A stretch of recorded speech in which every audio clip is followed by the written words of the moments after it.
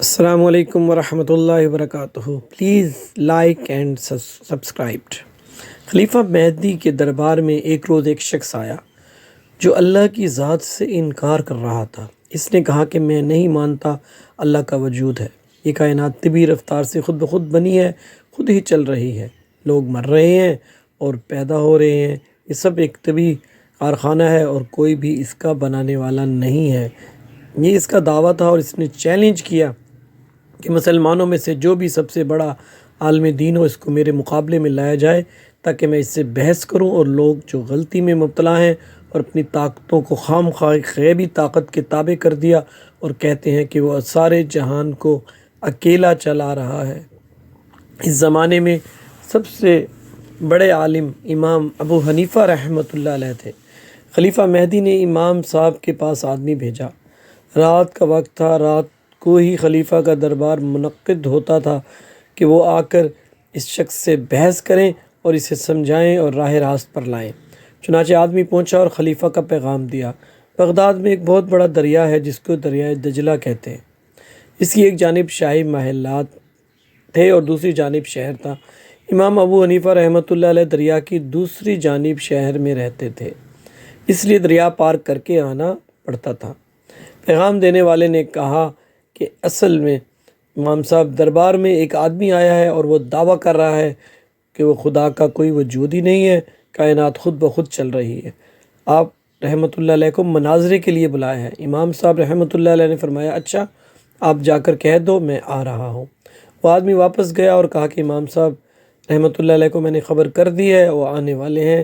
دربار لگا ہوا تھا، خلیفہ اور وزراء اور سب کے سب بیٹھے ہوئے تھے اور وہ شخص بھی بیٹھا ہوا تھا۔ امام صاحب رحمۃ اللہ علیہ کا انتظار ہو رہا تھا، مگر وہ امام صاحب ابھی تک نہیں آئے۔ رات کے 12 بج گئے، امام صاحب رحمۃ اللہ علیہ ابھی بھی نہیں پہنچے۔ اس شخص نے کہا، معلوم ہوتا ہے امام صاحب رحمۃ اللہ علیہ ڈر گئے اور سمجھ گئے کہ بہت بڑا فلسفی آیا، میں اس سے نبٹ نہیں سکوں گا، اس واسطے گھر میں چھپ کر بیٹھ گئے ہیں، اور آپ یقین رکھیں وہ نہیں آئیں گے، میرے مقابلے میں کوئی نہیں آ سکتا۔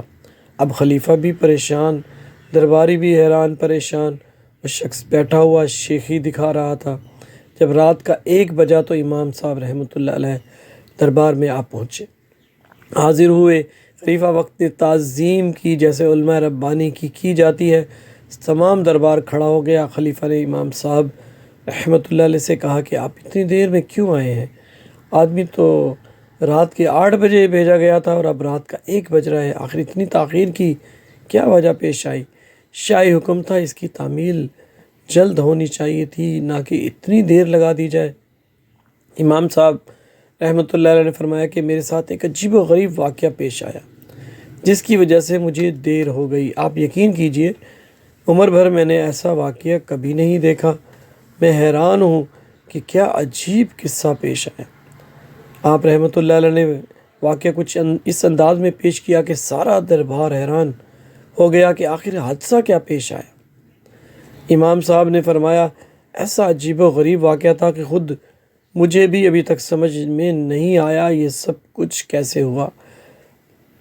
جب آپ رحمۃ اللہ علیہ نے دیکھا کہ دربار میں موجود سب کے سب سرتابہ شوق بنے سن رہے ہیں، حتیٰ کہ خود امیر المومنین نے کہا کہ فرمائیے قصہ کیا ہے۔ آپ رحمۃ اللہ علیہ نے فرمایا کہ قصہ یہ پیش آیا کہ جب میں شاہی محل میں آنے کے لیے چلا تو دریا بیچ میں تھا۔ دریا کے کنارے پر جو پہنچا تو اندھیری رات تھی، نہ کوئی ملاح تھا، نہ کشتی، آنے کا کوئی راستہ نہ تھا۔ میں پریشان تھا کہ دریا کو کس طرح پار کروں گا۔ اسی اثنا میں کھڑا تھا کہ میں نے ایک عجیب واقعہ دیکھا۔ دریا کے اندر سے خود بخود لکڑی کے نہایت عمدہ بنے ہوئے تختے نکلنا شروع ہوئے اور ایک کے بعد ایک نکلتے چلے آ رہے ہیں۔ میں حیرت سے دیکھ رہا تھا، یا اللہ، دریا میں سے موتی نکل سکتا ہے، مچھلی نکل سکتی ہے، یہ بڑے بنے بنائے تختے کہاں سے آ گئے؟ ابھی میں اسی حیرت میں تھا کہ اس سے زیادہ عجیب و غریب واقعہ پیش آیا کہ تختے خود بخود جڑنے شروع ہو گئے۔ جڑتے جڑتے کشتی کی صورت بن گئی۔ میں نے کہا، یا اللہ، یہ کس طرح سے کشتی بن گئی؟ آخر ان کو کون جوڑ رہا ہے؟ اوپر نیچے خود بخود تختے لگتے گئے۔ ابھی میں اسی حیرت میں تھا کہ دریا کے اندر سے لوہے کے کیل نکلنے شروع ہو گئے، خود بخود اس کشتی کے اندر ٹھکنے لگے اور جڑ جڑا کے بہترین قسم کی کشتی بن گئی۔ میں حیرت میں تھا، یہ کیا ماجرا ہے، یہ تختے کیسے جو جڑے ہوئے تھے، ان کے سوراخوں سے پانی اندر گھس رہا تھا۔ دریا کے اندر سے خود بخود ایک روغن نکلنا شروع ہوا اور ان سوراخوں میں بھرنا شروع ہو گیا، جس سے پانی اندر گھسنا بند ہو گیا۔ ابھی میں اسی حیرت میں تھا کہ وہ کشتی خود بخود میری طرف بڑھتی ہوئی آئی اور کنارے پر آ کر ایسے جھک گئی کہ گویا مجھے سوار کرنا چاہتی ہوں۔ میں کشتی میں بیٹھ گیا، وہ کشتی خود بخود چل پڑی اور مجھے لے کر روانہ ہو گئی۔ دریا کی دھار پر پہنچی، پانی ادھر کو جا رہا تھا، کشتی خود بخود اس کے مخالف سمت میں جا رہی تھی، کیونکہ شاہی مائلات کو ادھر کو تھے۔ میں حیران تھا کہ یا اللہ، آخر پانی کے بہاؤ کے خلاف کشتی کون لے کے جا رہا ہے؟ یہاں تک کہ شاہی محل کے قریب پہنچایا کشتی نے۔ کشتی جھک کر کنارے پر کھڑی ہو گئی۔ میں کہ اتر جاؤں، پھر میں اتر گیا۔ پھر دیکھتے ہی دیکھتے وہ کشتی بھی خالی ہو گئی۔ میں کافی دیر سوچتا رہا، یہ کیا ماجرا ہے۔ اسی وجہ سے مجھے تاخیر ہوئی اور کئی گھنٹے لگ گئے۔ اب تک سمجھ میں نہیں آیا یہ ماجرا کیا تھا، اور میں امیر المومنین سے معافی چاہتا ہوں کہ مجھے 8 بجے بلایا گیا اور میں وقت پر نہیں 1 بجے پہنچا ہوں۔ یہ ساری بات سن کر شخص نے کہا، امام صاحب، میں نے تو سنا تھا کہ آپ بڑے عالم ہیں، بڑے دانش مند اور بڑے فاضل آدمی ہیں، مگر آپ بچوں کی سی باتیں کر رہے ہیں۔ بھلا یہ کیسے ممکن ہے؟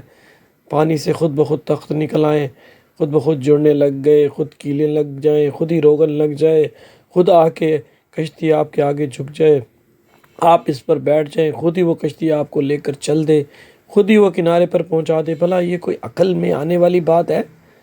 میں نے سمجھا تھا کہ آپ بڑے دانش مند اور فاضل اور بڑے عالم ہیں، یہ کیسا ممکن ہے کہ کوئی کشتی بنانے والا نہیں، خود بخود کشتی بن گئی، کوئی کیلیں ٹھونکنے والا نہیں، خود بخود کیل لگ گئے، کوئی روغن بھرنے والا نہیں، خود ہی روغن بھر گیا، کوئی چلانے والا ملاح نہیں اور کشتی چل گئی، کوئی سمجھانے والا نہیں، کشتی خود ہی سمجھ گئی کہ مجھے شاہی محل جانا ہے۔ امام صاحب یہ عقل میں آنے والی بات نہیں جو آپ کہہ رہے ہیں۔ امام صاحب مسکرائے اور فرمایا، اچھا یہ نادانی کی بات ہے اور بے وقوفی کی ہے؟ اس نے کہا، جی ہاں۔ امام صاحب رحمۃ اللہ علیہ نے فرمایا، ایک کشتی بغیر بنانے والے کے بن ہی نہیں سکتی، بغیر چلانے والے کے چل ہی نہیں سکتی، بغیر کیلیں ٹھوکنے والے کے اس میں کیل لگ نہیں سکتے۔ اور یہ اتنا بڑا جہان، جس کی چھت آسمان ہے، جس کا فرش زمین ہے، جس کی فضا میں لاکھوں جاندار جانور ہیں، کیا یہ خود بخود بن گئے؟ اور یہ کیا سب کچھ خود چل رہا ہے؟ سورج بھی، چاند بھی، کیا یہ سب کچھ خود بخود چل رہے ہیں؟ یہ کوئی عقل میں آنے والی بات ہے کہ ایک معمولی کشتی بغیر انسان کے بن نہیں سکتی اور اتنا بڑا جہان خود بخود بن جائے؟ تمہاری عقل بچوں جیسی ہے یا میری عقل؟ میں نادان ہوں یا تم نادان ہو؟ امام صاحب رحمۃ اللہ علیہ نے ایسی دلیل پیش کی، اس آدمی کے پاس کوئی جواب نہ تھا۔ وہ اپنی ہار تسلیم کر کے سر جھکائے دربار سے باہر نکل گیا۔ وہ کیا بحث کرتا، اس کی جو بنیاد تھی وہ ساری بنیادیں ختم ہو گئیں۔ سبحان اللہ۔